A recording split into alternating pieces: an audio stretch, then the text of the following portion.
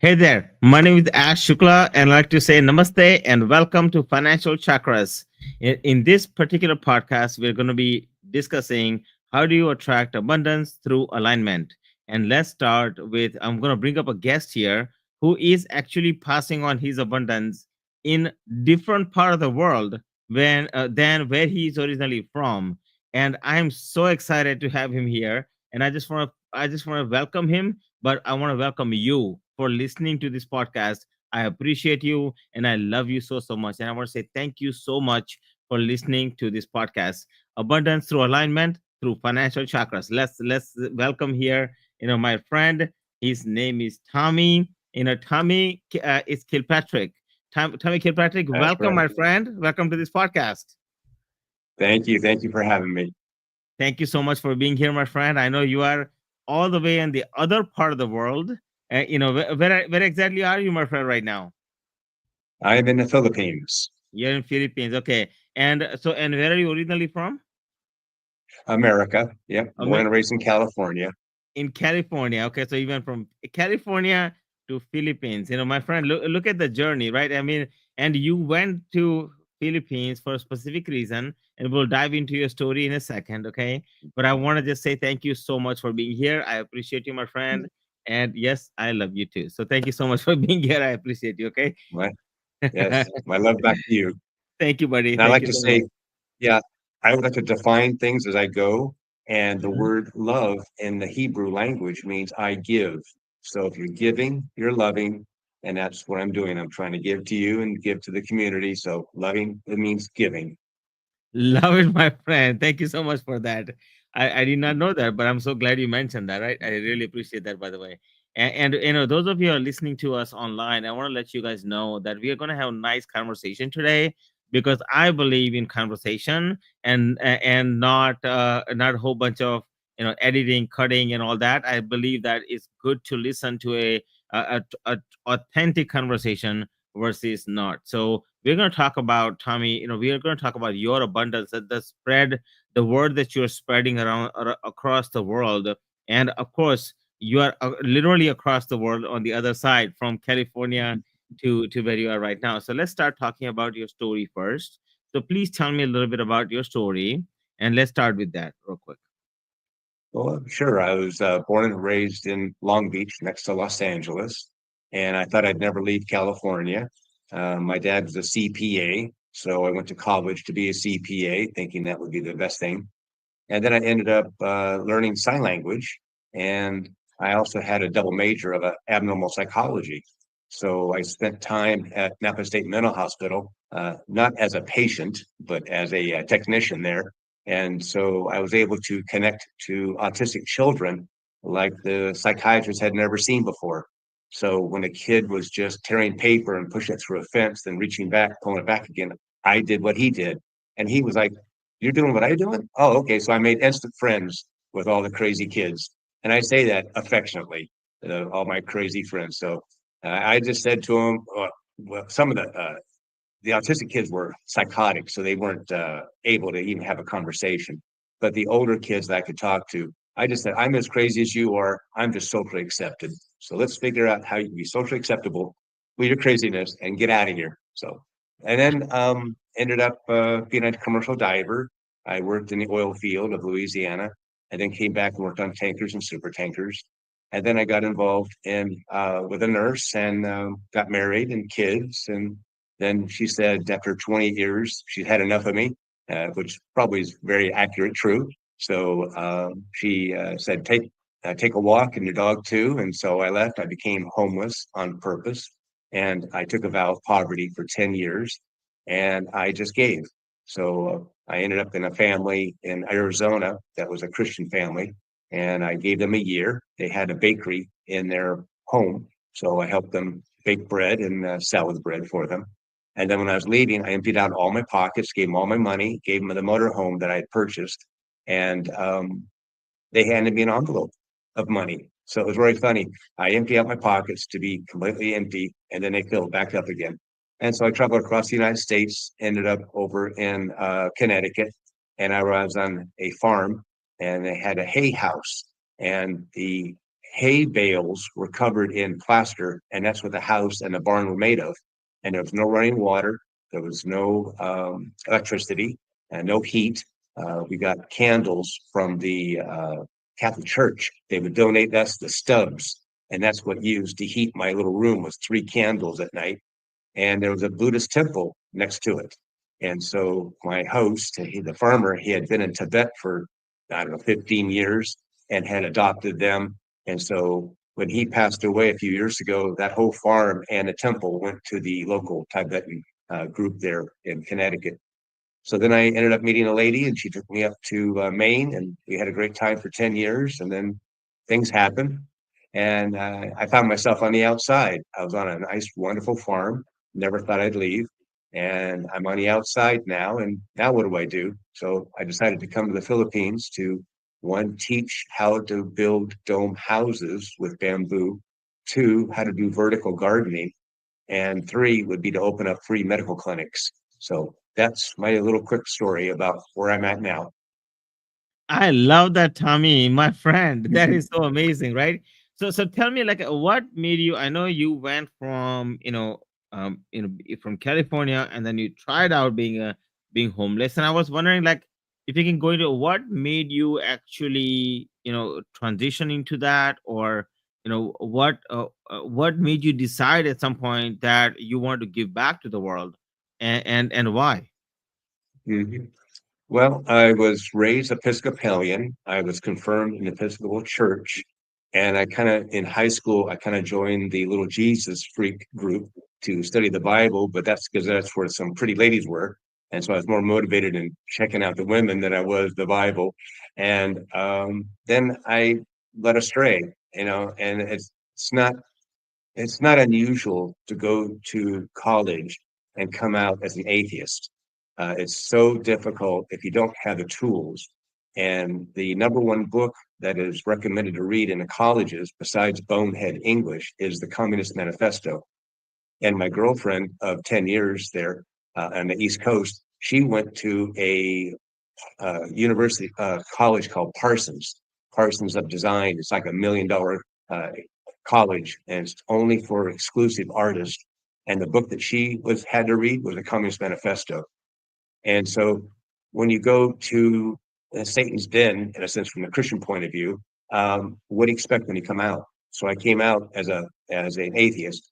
But then after being married for many years and having children, one day I got out of bed and God spoke to me and said, you know, not really said words, is that, okay, I believe. I believe. Okay, stop.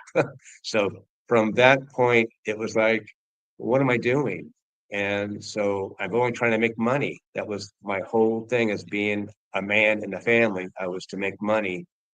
But for what reason? For what purpose? Just to spend it. And that's not right. So when the opportunity came along and she said, get out, take the dog with you, I went, thank you. It was a blessing. It really was. So from here, I'd never been poor. I didn't know what it was like to be hungry. I didn't know what it was like to have not a house, not a place to sleep. Now, I was never dirty. I was never a drug addict, but I trust in God, and God provided what I needed, where I needed it, brought people into my life, all for a reason, all for a purpose. And that's one thing, is that if I have something, then somebody wants to take it away from me. So I wanted to be in a place where I didn't have anything. Nobody can take anything away from me because all I have is nothing. And that's what I wanted to start off with. But then I've been blessed all along the way for 12 years. And here I am in the Philippines being blessed every day. My friend, I love that story, by the way. And one thing that I took away from that, so you mean to say that, you could be empty inside, when you are totally focused on just one area of your life, which is just making money, and truly, like, you felt like you are not abundant at that point in time. So internally, like, tell me a little bit about what was the vibe inside of you, and what feeling, thoughts and beliefs you had developed, while you were accumulating money, and at the same time, like, when you started to go into transition of, this giving back in the world, or maybe even homeless, or into the giving back into the world in Philippines? Like, what are some of the feelings, thoughts, and beliefs you ended up, acquiring because of this? Mhm. Well, typically being here in America, being raised as an American, what I call it is a currency dominated economy. When you're in that attitude, Pope John Paul II, he was asked, what's the biggest problem with the young people? And he said one word, consumerism. So we are all built on only buying and consuming. And what has to happen is you watch television, and the only purpose of that is to convince you to buy something you don't really need. And so they have to break your values. They have to break your belief system. You believe this way? No, you can't believe that. You got to believe that way. So if you believe that way, then you buy the product. Okay, I bought the product, but then a few years later, new and improved came along, and that's wrong. And now we're going to go this way. Now you got to buy the new product. So the whole purpose of advertising is to break the family, break the individual. And so I had spent time on agricultural endeavors of the farm and things. So coming from an agricultural dominant economy, which I am here. Primarily, the Philippines is still agriculturally dominated in their thinking, even though more and more people are moving to the city, and it is changing. I saw the change there in America from the 50s to what is going on now, and I don't want to go back. It's lunacy there. So the feelings I had was just in the beginning was just to make money, but then what's the end result? So when you're in a currency dominant economy, the morals and values are actually going to hinder you from obtaining the money. So it's better to cheat, steal, lie, because you're going to get the dollar. But you can't do that when you're in an agricultural dominant economy. Sure, there's people who lie, cheat, and steal, but you can't keep doing that. The community is going to know that, and you're banished, and you won't survive. You have again, the Filipino people here don't see themselves as an individual; they see themselves as one. They're like one family. They're all work together. So it's that difference of being all by yourself versus being with a family, and that's what I ask the Filipinos, why are you so happy? And their consistent answer is always, we have family. And then I tell them, you have what I don't have. I don't have a family. So I've met Mm. somebody yesterday. We'll see if I'm going to have a family soon. But that's what I came here for. What I say is Naga Pangita San Asawa. So I came here looking for a wife, but a wife who's going to come along with me and do all the things we want to do. So it's a different kind of change. So once you start not focused on the money, then what's the most important thing? And I learned Hiligaynon, that's the local language here, in about 30 days. And I've written a book. It's right now being edited. So you might want to have me back about how you speak a language in 30 days. And I said, what is the two most important words to learn if I was going to learn a new language? And the first one is God, so Dios, and love, palanga. So once I learned those two words, now what? Okay, when I wake up, I want to say, good morning. So it's Mayunaga. And okay, then what? ¿Cómo está? How are you? Because I'm more interested in how are they feeling. But I then have some answers. So it could be okay, Ra. It sounds easy. Okay, Ra. Yeah, yeah. So I mix some of those words that sound like English to me, and it works. So if they answer something, I have no clue what they're saying. I didn't go, Mayun Man, which is another answer, or okay Ra, or okay Karu, or okay Id. So I have, and I'll say that back to them, and they'll laugh. And they'll say, yeah, yeah, yeah, that's what kind of me. But I have no idea what they're saying. And then if we're standing there, I say, what you doing? So I say that in their language, and they look at me like, I'm kind of standing here. Oh, okay. And then I'll say back the word is tin dog, tin dog. So a dog made of tin. So I make it a joke that I like to say tin dog. And then I'm going to start walking, and that's la cat. So I've got a dog that stands there, it's 10, and then I go la, like in French or in Spanish, la cat, and that means to walk. So when I'm walking with somebody, I then say, where are you going? And they tell me maybe to work, trabajo, or to tinahan, which is to go to shopping. And they might say something I have no idea. And I'll just say, work? No, no, but it doesn't matter.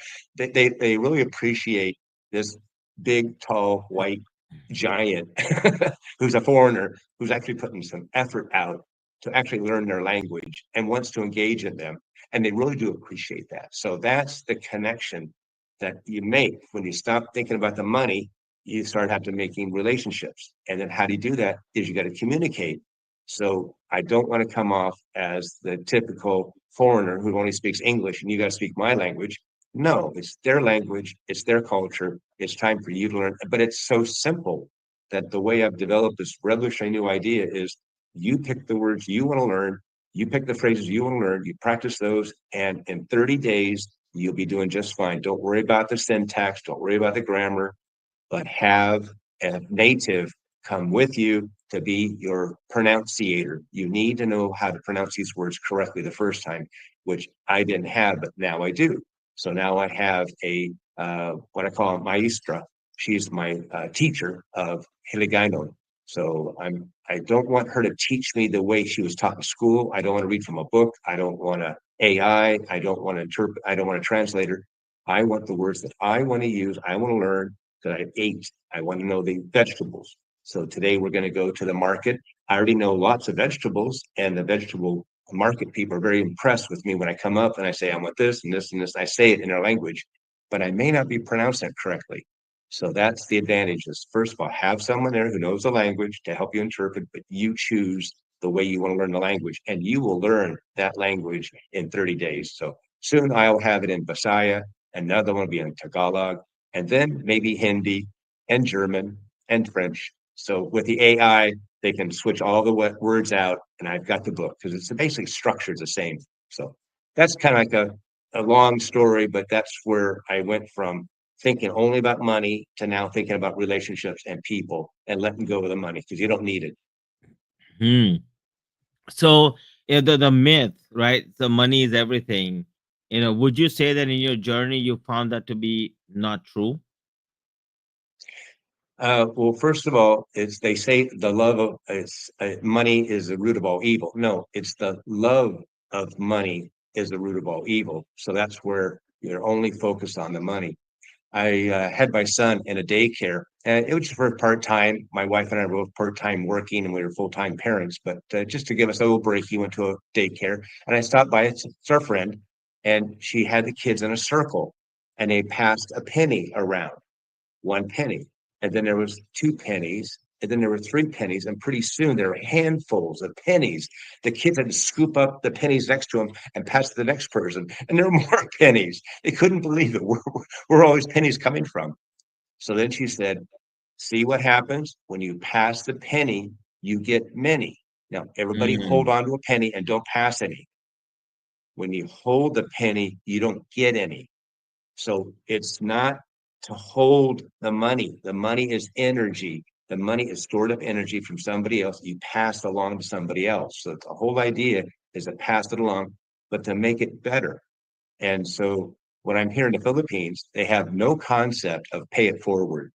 So I go to this little stand, and she sells bread, and so I buy a lot of bread from her. She really appreciates me giving her some pesos, and then she puts them in bags. And then I walk up to people, and I'll say, "Isa ka regala halin sa okon sa imo." This is a gift from me to you, and so I hand them a bag of bread. Now, it's just not someone random on the street that gets this. No, they have to be doing something. So there's a lady sweeping the street, which I appreciate walking on a clean street. So I tell her, here's a gift from me to you for you doing this. And so I really appreciate that. And she just smiles and just appreciates it. Or I'll be in line to buy something and I'll say, see the guy behind me? I'm paying for his too. And then I walk away. So I'm not there to get the, oh, thank you, sir. It's like that guy just walking away. He paid for you. I was at a trade mm, show last week, and it was a travel trade show, and I was looking for a travel buddy. And I asked 50 Filipinos, would they come along with me? Oh, no, sir, I'm working. So I went to the next booth, and it was a mango. They had mango drinks. So I said, okay, I'll take one. Oh, make that two. So then the second one came up, and I walked over to that booth and I said the same thing. Here's a gift from me to you. And I walked away. I didn't need to have any, oh, I need a date or something like this. No, no. It was just, here's a gift from me to you. Thank you for being so good and nice to me. I'm going to pass that back on to you. So that's the whole idea I want to start here in the Philippines is a pay it forward concept. I love that, my friend. And you find it more fulfilling too, right? Like now that you're going there, and so because first you're coming from an energetic point of view, from chakras point of view, it's almost like there was a did you feel like there was something missing, when you made the transition? Oh, absolutely. When you're only focused on money, it's those lower chakras and stuff, and you're not open. But then once you let it go, I teach people hold it this and then do this. Hold it tight and let it go three times, and then you can allow the chakras to flow through you. So my intention of the medical clinics is self-managed care, self-managed medical care.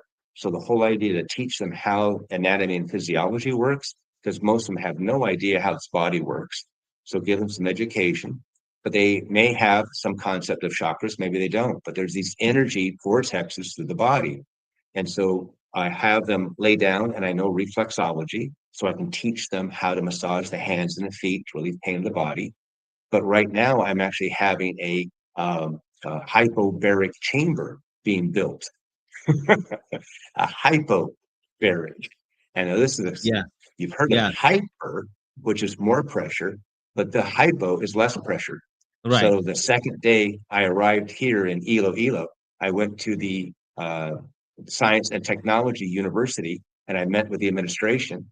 And then they brought the people from the engineering division department over, and I talked to them. I said, "I'll pay to have you build this device, and along the way, that your students will learn how to build a hypobaric chamber, and it can be Mm. so simply built. We can build a lot of them. So it's just basically a box that's going to fit over a massage chair. So by laying down a massage chair and getting a massage, it's going to help open up your chakras with the reflexology. And then what we do, we take you on a ride up to 22,500 feet. So you're in a box. We close the door. It's not a coffin. It's got windows in it, so it's going to have so you'll be able to see out. And you hit the switch, and it starts to suck the air out. Suck the air out. Yeah. So it's going to create a vacuum. So what we do is we take you from sea level up to 22,000 feet. And when you're at that level, 8 pounds of pressure has been lifted off your body. So people who have had pain their entire life for the first time could experience pain free because a nociceptor, the receptors in our body that puts pressure and tells the brain that hurts, is all of a sudden gone temporarily. It's oh my gosh. So within seconds, a valve opens up and fresh air rushes in, and you're at sea level again. And so all you feel is your ears popping, pop, pop, pop. And then after a while, you tend to relax and fall asleep. Especially when you're getting a massage, you're going to be asleep very quickly. So in a half an hour, we've tricked the body into thinking it's at 22,500 feet. So that's a hypoxic state. Hypoxia means lack of oxygen. When the body is under this condition, what it does, it becomes more efficient at oxygen use, which kills cancer. Cancer dies in the contact of oxygen. The other thing it does, it produces more red blood cells, and that's going to help the body repair itself and have a steroidal effect without taking steroids. And the third thing is that it produces stem cells. Your body's own stem cells are embryonic cells that could be any kind of cell for the body to use. And that happens within about 2 weeks. And Mm. athletes have used this because they get acclimated at a higher altitude, and then they maybe do the Olympics at in Mexico City, which is a mile high. They will be acclimated. The military uses this to acclimate their soldiers to be at 22,000 feet. If they go to Afghanistan, which is 7 and 9,000 feet, they're acclimated already at a higher level. So they're actually more efficiently soldiers than even the natives and even the soldiers that have been there for a while because they're still then they get reacclimated at 7,000, but you want to come in at a higher level. So this has a great benefit of health and healing, and it's so inexpensive to make. So the whole idea is to teach the carpenters how to make this and let them go, let them sell these things, and it's a healing machine that could be in our clinics. So So you're it's you're again actually creating an giving back to opportunity for people. them. I'm sorry. So you're creating an opportunity for people for them to sell it and make money from it, and you're creating like a whole new economy, right? So and this is what I tell people all the time with financial chakras is that when you come to that state of like being truly aligned, which is, what you have gone through in terms of journey, right? You give up the materialistic life. You said, you're going to get grounded, and then now you're in the state of like giving. And when you're really finding your true calling, and you can actually make a profound impact on people's lives. And not only you're making profound impact on other people's lives from a, hyperbaric chambers, but also you're helping people, like let them sell it so they can go make money from it, and creating a whole new economy. So, when you talk about like abundance, I really appreciate you for this, because, you are going from California to other part of the world and making such a big difference. And I just want to say thank you for that, right? Because, it's very hard to find that kind of giving, right? I mean, many times people say, okay, I made a lot of money, but then they, you see a lot of people like, in the especially examples of, many people who have died wealthy, but literally were empty internally, right? And I find that and a lot of times money is a symbol, like, internally is a, you're going from to a third chakra, which is really speaks to your importance. And some people just want to be important, want to feel important, because I think a lot of times childhood things, come into play, where they were not paid attention to, or they were made fun on, or they were bullied, or something of that nature. And when they grow up, I feel like sometimes they're like, what, I am important, and they're trying to get all that attention. And in the process, they forget that there's more to the world of what they're looking to do. And they make a lot of money from it, but they're still empty, and that's why they keep on doing things that they shouldn't do. And I find that what you did was so profound, my friend, Tommy, is that you literally went from, being somebody here, you made some money, you made good money, and then you went on streets, like, literally went from money to no money, right? It's like, I tell people I came here from India with 20 bucks and no English, and it's almost similar, right? Almost similar. And I'm like, wow, when Yeah, you told me that story for the first time, I was like, oh my god, that is so amazing, right? And you actually did, what I ended up doing when I came here, and you did that, and then you went to another country. And I think, first of all, I want to say my hats off to you, buddy. I really well, thank appreciate you. that. You're so welcome. And I know there are a few interesting things that you're building in Philippines, and I want to talk a little bit about that as well, because hyperbaric chamber, I love the idea, by the way. And as you were saying it, I was like relaxing in my mind, and I wanted to just get into it. I wanted to. I'm like, I want one of those. Like, I want. So I thought it was kind of cool to just listen to that. Okay. So Mhm. let's get into the. Thank you so much for hi Fi Zoom. Thank you so much for loving my podcast. I appreciate that. So that being said, right, when you look at your when you take a look at hyperbaric chamber, okay, and when people go inside, how long does it take them to go from like the sea level to the 22,000 feet, like that level? In the beginning, you need to have them practice their ear. They need to stretch the eardrum. So they can't handle that right away. So they're not used to going up. There's really not much of an elevation here in the Philippines for most people. They don't get in cars and drive up and down the mountains. Like in Los Angeles, if I was living in Big Bear, I'd be doing that 6,000 feet drop every day I drove to work. So I'd be well practiced. But for most people, they're not. So you take them through maybe a session or two of just rolling 500 feet and then back down so they get used to it. And if you have a cold, that's not going to work because that sinus fluid in there is not very good. So, and if there might be an eardrum problem. So, again, you just want to go slow. But once you do that, about 15 seconds is all it takes for it to get up to there. And then instantly you're back down. So then it's like constantly a vacuum. And so a vacuum's always on as long as you turn the switch on. When you're inside, you turn the switch on. So there's a vacuum. And then there's a vacuum release valve, and that's set at 22,500 feet.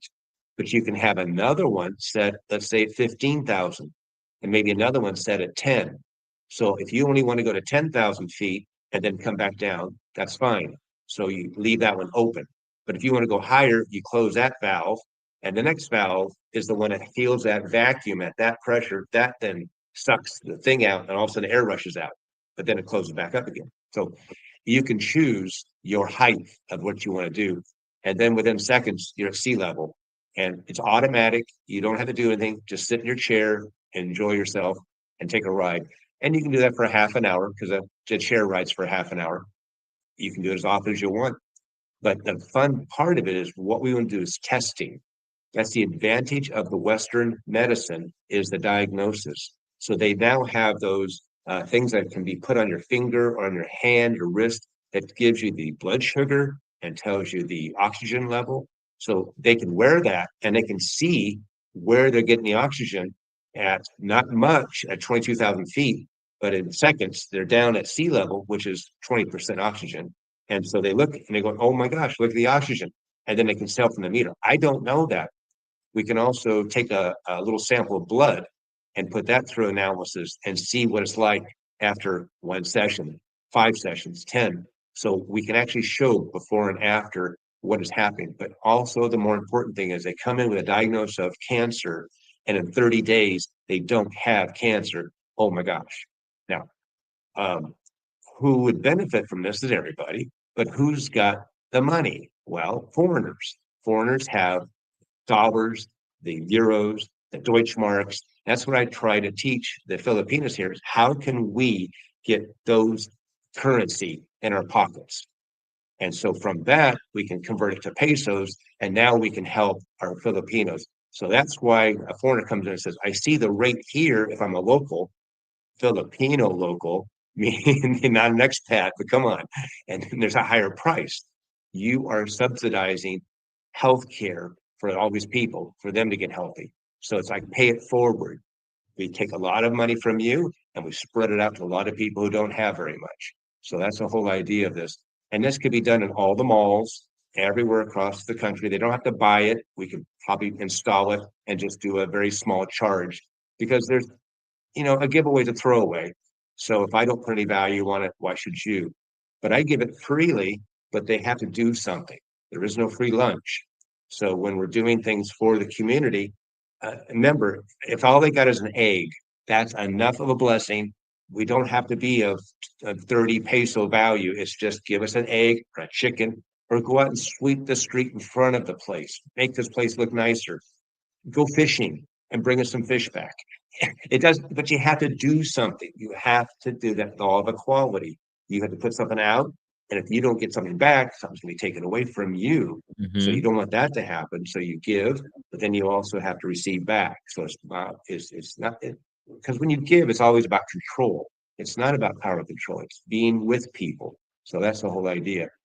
And then when I build the geodesic dome houses, I teach the farmer how to cut the bamboo. And there's a computer program that will tell you the size. So all they have to do is find out their customer. How tall do they want the dome or how wide do they want it? And it's all it is. Just give us one dimension and the computer tells them all the steps, all the parts. So when it arrives on site, the person who purchased the kit needs no tools. This requires no tools. Now this one here is made of PVC, so just imagine it being of bamboo. And it can be a bamboo tube, but I've also learned how to take the thicker ones and you strip it. And you strip it down to actually sticks. So you drill a hole through it and you put a zip tie. So the only thing that comes in the kit that is not bamboo is the plastic zip tie. Then you're going to say, well, that bamboo is going to rot. Yes, but that's why you cover it in mud and you cover it in mud. Well, mud's got termites in it. Yes, but there's certain ways that you got to put the boric acid in with the mud so you keep the bugs out from eating it. And they say, well, the mud houses will fall apart. Yes, that's true. You have mud on your land, you have clay on your land, but you got to sift it. And then by sifting it, you get the right balance of mud. So you first build the mud house and you dry it, it's going to crack. Now you come back with another layer, like a plaster layer, and that goes on top. And you can't tell that you've got a mud house, and particularly you can't tell there's inside is buried a bamboo dome house. And this is so the whole idea is to teach that farmer how to then sell kits. They don't need to know the Mm, mathematics. It's all done on the website. All they need to do is how long and and where to ship it to. And so it's not. Now here's the vertical gardening. That's what I'm talking about. They're growing food out here in front of my place, and it's in the ground. It's been doing for 10,000 years, and there's goats. Goats are going to eat all of that. That a goat cannot eat at the top. So that's what we want to do mm, is turn this whole horizontal farming into vertical farming. And now you have an abundance of food. So again, mm. it takes the burden off of going to the store, buying vegetables. And funny enough, there's stores here that have those tubes. They're not vertical, they're like horizontal, but they have all of the lettuce growing in it. Mhm. And you take the lettuce out, and the roots are there, and the water is there. So they are actually bringing already mature, already made in this hydroponic fluid to this grocery store, and they pop them in so that people can come by and buy them. So Yeah. when I was Eh, on the farm nearby, it's a huge, huge warehouse, greenhouse, and they were growing abundance of this. Every day they harvest it. Every day they're planting. I love that. And you know what I'm learning from this is that abundance. You know, when they talk about abundance and truly like aligning yourself, you're so passionate, my friend, about what you're doing, and I love it because you're truly not just agriculture wise you're making a difference, but you're also making a huge difference economically in the world, in part of the world where you're giving them chance to come up, right? Where most people talk about that, and you or Tommy are actually doing it. And I just want to say thank you for that. Thank you for serving the world. Thank you for making a difference. Thank you so much for helping other people in so many ways. And in turn, you're also helping people here, right? Like people who have the dollars, right? In a way of like, especially when it comes to these chambers, and when it comes to these tower gardens or something of the nature, and looking absolutely beautiful. So I love that idea, right? So the when it comes to the building process is concerned, how long does it take for you to build the hyperbaric chamber or the gardens? Oh, sure. Um, I you think of it like a platform. So you've got to have some kind of a plywood platform for the massage chair to fit on. Then Hmm. all you need is two sides and a back. So now you got kind of like a horseshoe shaped thing or a U shaped thing. And then you would have something in front of it to keep it together, kind of like a little box. But then you want a door to come down on it, and that can be all glued because when you start to suck it out, you need to have it airproof, as airproof as possible. And so what you can do is put that underneath a vacuum, a small vacuum, and you'll notice where it's leaking. And all you do is put epoxy, squirt epoxy where you can see maybe some smoke is coming in, or you can kind of hear it or see it sizzling. So you seal that up, and the vacuum is going to suck that resin right into where it needs to be done. The Mm, door would be like a rubber gasket. So once you have a rubber gasket down to a groove or something, once you start that vacuum, it's going to hold it tight. So the other idea I have is make it loose with gaskets, and that would be like a latch. So the parts that could just come and a little bit rattly, but then once the vacuum starts, it sucks down and it's not going anywhere. And then when it mm, lets go, the whole place kind of opens up. I'm imagining that. So I haven't done it yet. I was in one of these chambers. It was called a CVAC, and I was in the town I lived in, and I used it all the time. Even my dog and I rode in it. So I wanted to see what would happen. So they're out of business because they were trying to sell them for about $100,000, $200,000, which is way too expensive, way too sophisticated. But they had press releases. They were selling to sports teams. They had them in hospitals. The military was buying them, and they were in the news. You search now for hypobaric, and Google will correct it to be hyper. And if you talk about that in the military, it will. But the military article misquotes it as hyper. It's a hypobaric. So you can find some information about how the military is using this. But for the most part, it's been scrubbed clean. And I was shocked. I had to go to ChatGPT for it to search everywhere and brought me a few paragraphs about the company. The company I knew the principals and stuff like that. So I was there quite often. So I knew these people. So, uh, well, I'm not going to buy one for 100,000. You can't. So I'll make one, but I don't have to make it sophisticated. Make it simple and make it simple so that it can be made here, made there, made everywhere. And I'll easily, happily, once we have it made, and then I'll have send you the blueprints and send you the plans and stuff like that. And that's really simple. Back to your consciousness, it's you either have poverty consciousness or you have abundance uh, uh, con- um, Conscious. what I'm trying to say, yeah, is poverty Consciousness. consciousness. That's right. Yeah. So it's your consciousness is what's there. So either you can be, I don't have enough, or hey, there's plenty. Because once I drink the glass, I can pour more in. I was a coach for my kids' soccer. Because we signed him up late, they said, "Oh, it's okay if you sign him up late, but you're going to be the coach." I went, "Okay." So the first day, I had all the kids around me. I had like under 10 boys. I had like 8 of them. And I said, "Here's a pitcher of water, and here's cups. Show me how much you know about soccer." So the knowledge of soccer is the water. Fill the cup up and show me. And all the kids were filling the cups up and they were following over and say, "Look, coach." And I just shook my head and I turned around dejected and walked away. Well, coach, coach, where are you going? And I'd stop. I turned around, came back. "You don't need me. You know everything. What can I do? Mm-hmm. Do you want me to be your coach?" "Yeah." Wow. "Okay, turn your head down and shake it. Shake Yes. all that knowledge of soccer out of your head. Okay, let's go."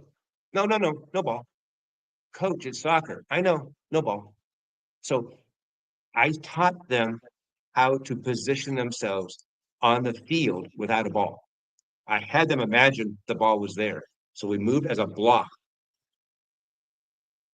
I even had my goalie come all the way up to midfield because when the ball was that far down, goalie just won't sit way back there. I need you up here. Kick that ball back into play. Keep that ball on their side. If it's on that side of the goal, on that side of the field, more likely we're going to score a goal. So when the ball came this side, our whole block moved over. When it came over on that side, we block move over.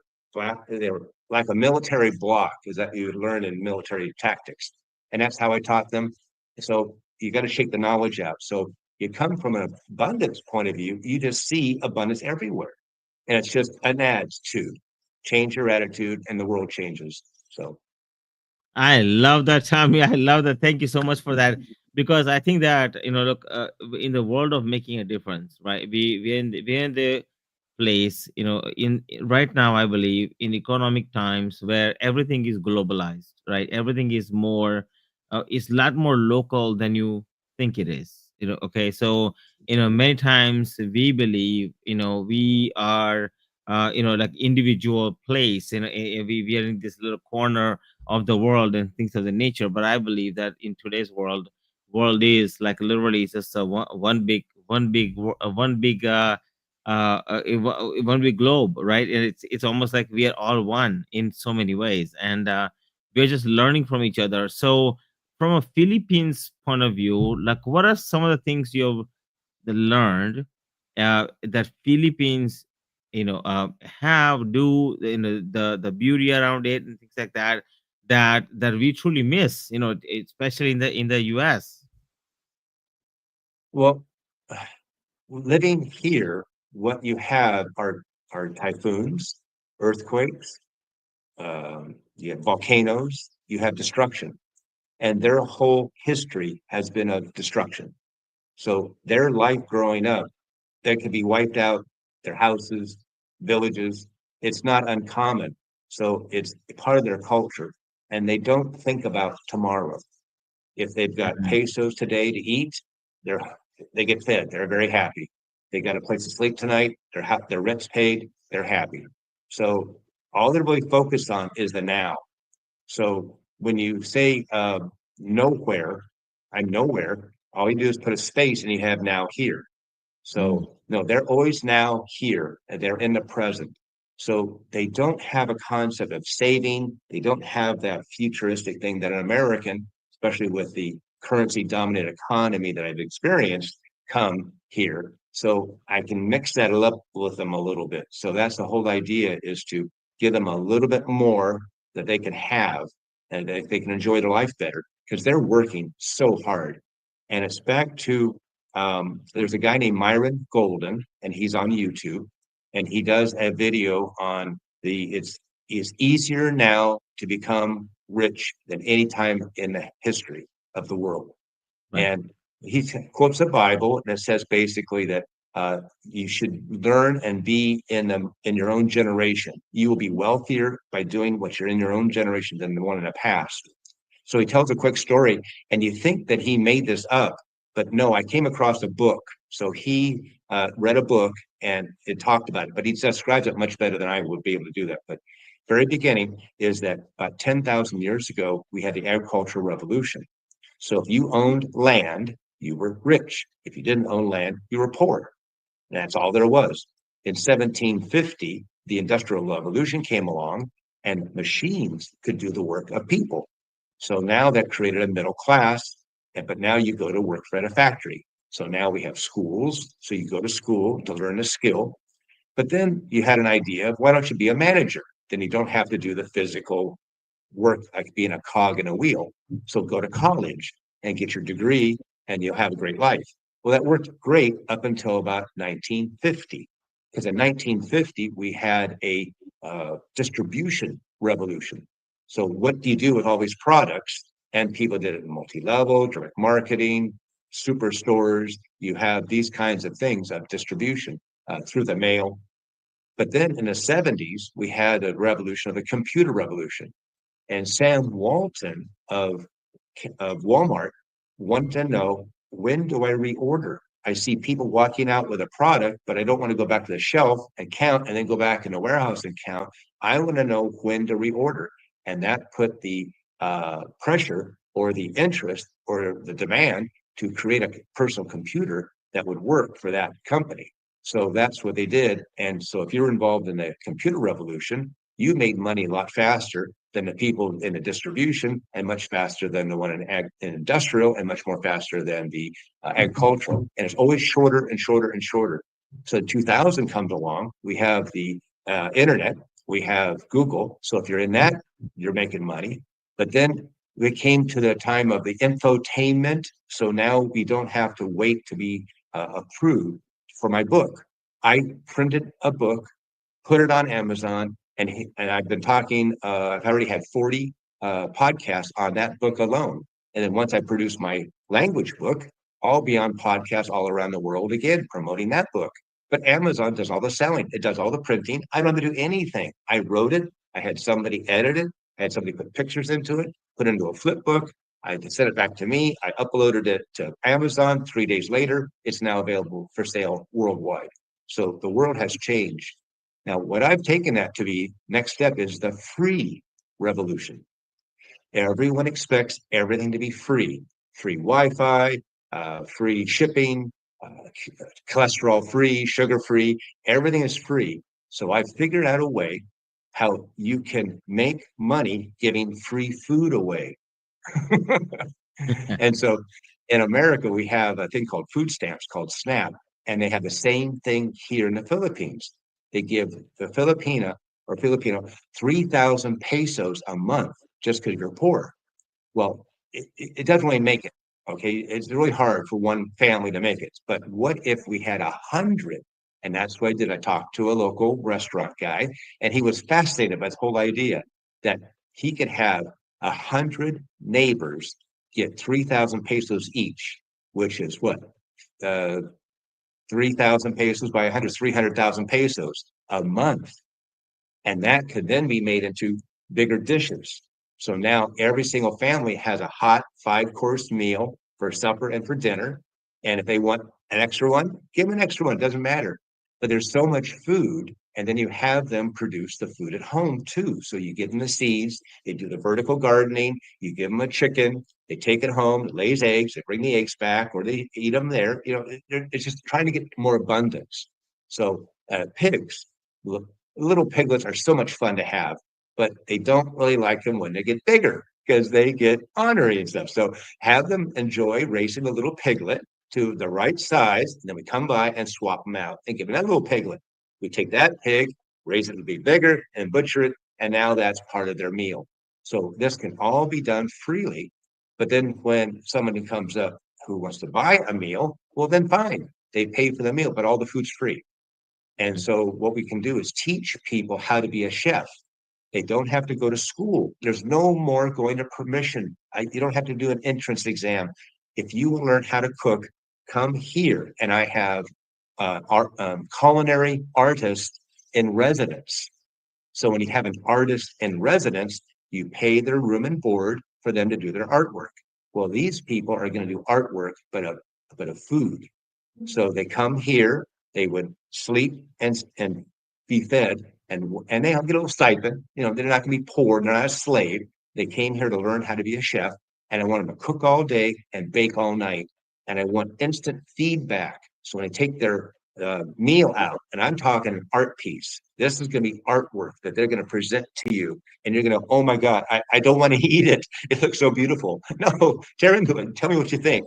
What do you, is that too sweet? Is that too salty? What is it? What don't you like? Is there something biting us out of your tongue? Tell me what you don't like about this. Then I'll go back and I'll do it differently. Or, hey, everyone's got their own opinion and I like it the way I make it. So they can at least get a little tougher skin. And that's what I want them to do is learn how to be a chef hands-on. But the people, the running this, it's going to be a moneymaker, even though you're giving away food for free. And it works. So here in America, we have the food pantry and the food bank. So my whole idea is to take the SNAP money and put that in with them with the pantry food, and it also the farmers around. So when I go to the pantry, when I was poor and I didn't have anything, I went to the pantry and they would give me food. Many of it was most of the vegetables are going to rot within a day or two. And that's why the stores give it so they can take the tax deduction and it doesn't rot on their hands. They don't have to deal with it. They give it to the food bank, and the food bank doesn't want it. They give it to the pantry. The pantry doesn't want it. They give it to you, and you take it home and it rots. So there you go, throwing it away. So the whole idea is if we got 1,000 pounds of onions and we got a couple of 100 pounds of free butter, what would you do? You'd caramelize them, right? But then what are you going to do with 1,000 pounds of caramelized onions? Well, you are a licensed commercial kitchen. All you do is bag it up and take it to a restaurant and give it to them free. What? Yeah, we have the insurance too. We're paying the insurance to have you as a writer. We'll put you on so you won't be sued if we screw up. You got your insurance covered, but we want to give you, we got the onions for free. My staff is free. I'm giving you the food for free. And they go, well, you know what? I've got this whole steaks in here that are about to rot, and I'm going to be closed for the next 3 days. Why don't you take that? And they take a tax deduction. Great. So now we have steak. Now what do we do with steak that's about to rot? I don't turn it into stew, turn it into something, and then bring it back to them as already a meal ready to serve to their customers. So we could make their own spaghetti sauces because we have thousands and thousands of pounds of tomatoes that are about to rot. So we simmer them and we find recipes from the community who know how to do this right. This is the way we do it in this part of Italy. Oh, we do it over this way in Italy. So I don't care. Because it's never the same.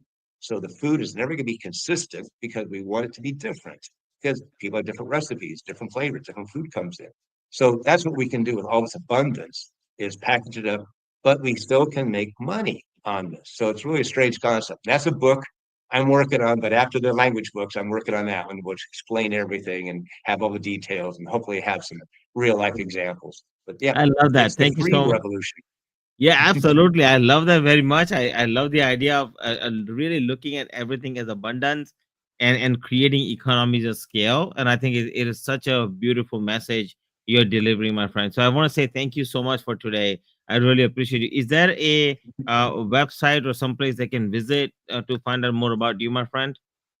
Yeah, just type up Tommy A. Kilpatrick. I can't access the Tommy Kilpatrick one anymore. I don't remember the email and what it's Yeah. associated with. I don't remember the password. So, and you can also find it in the show notes or my email will be there too. So I'd love to talk to you. It'd be lots of fun to connect. Absolutely, my friend. Thank you so much for being here today. I really appreciate the Thank way you. you showed how you are actually passing on abundance. I really love it.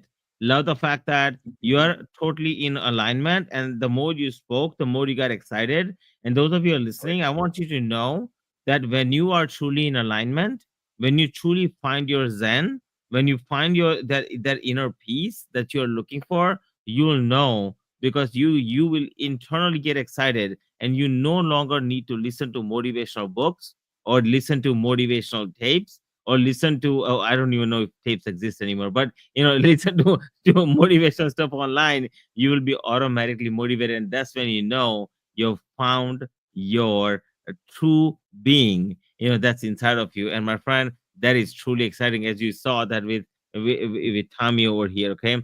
And my friend, my wish to the universe that may it help you find that space that you're looking for, so you too can attract your abundance your way, and you create your own formulas and your signature where you are making a difference in the world. And that is my true wish to the universe. So I want to say thank you so much for being here today.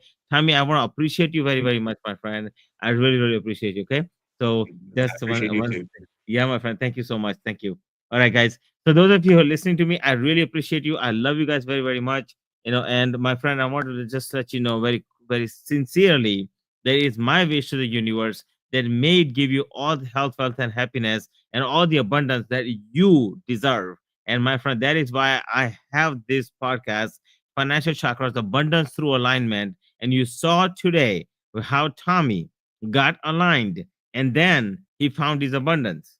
Where before, where he was not aligned, and you saw that all he was doing was making money. As a doctor, he did make money, but internally he was empty. And then once he found his alignment, and you saw his excitement, and that's what it does for you. When you are truly abundant inside, then you can truly get aligned. And if when you're truly aligned, you can feel absolute abundance inside.